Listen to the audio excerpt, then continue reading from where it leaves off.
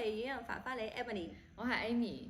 呢排咧有好多老業主關注我哋繁花里，而且咧提出咗唔少嘅問題啦。咁、第一個關注點咧就係話繁花里封咗盤，究竟係咩回事咧？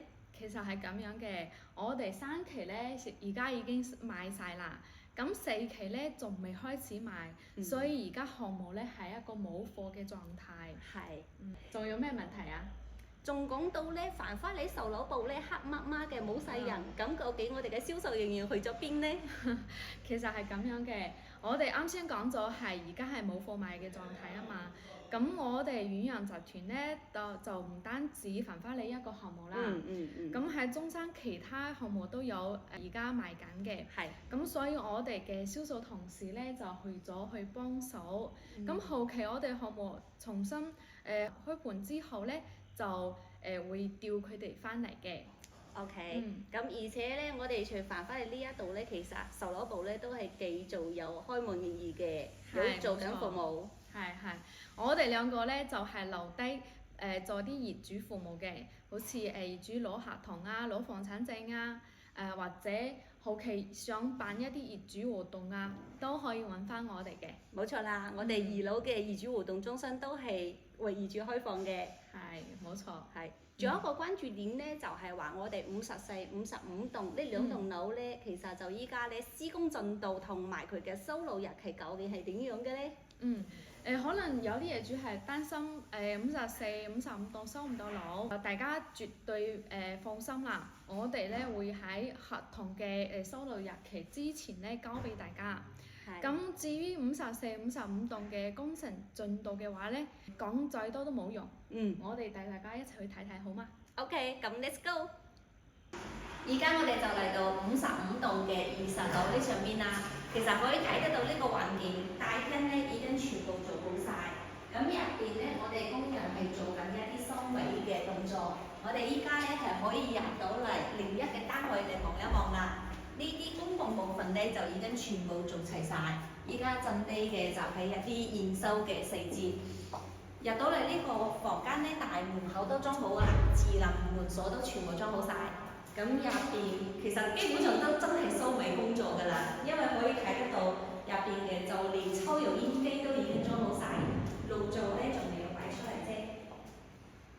我哋可以入到去房間入邊睇下，公共部分做好晒，公共洗手間已經做好晒。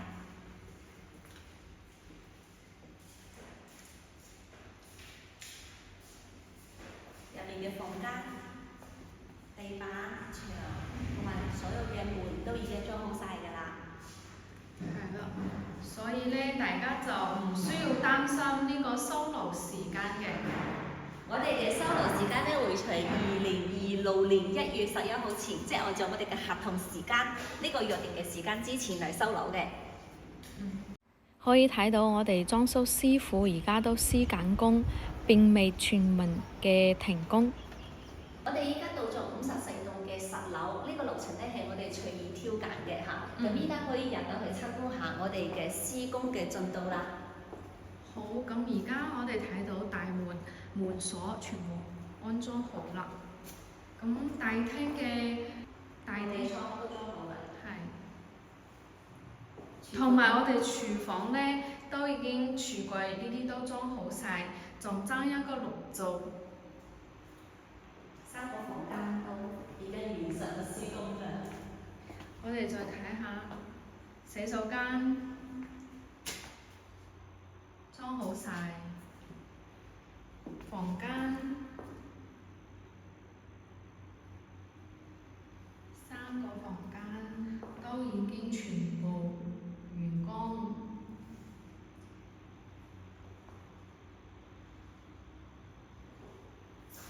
點解我哋依家完成施工之後咧，同收樓之間咧，仲要間隔咁長時間呢？其實 Emily，你睇下你後邊嗰個牆上面咧，仲有啲貼紙喎，係咩嚟㗎？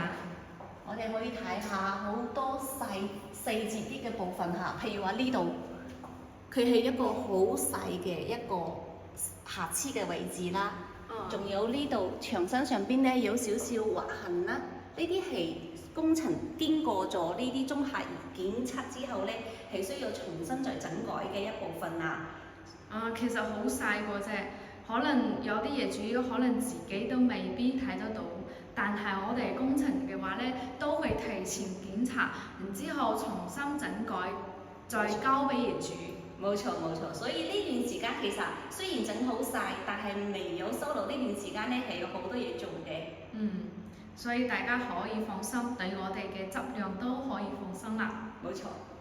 以上咧就係54棟同埋55棟嘅施工最新進度情況啦。如果中意我哋繁花里咧，可以訂閱我哋呢個 channel，長期關注我哋啦。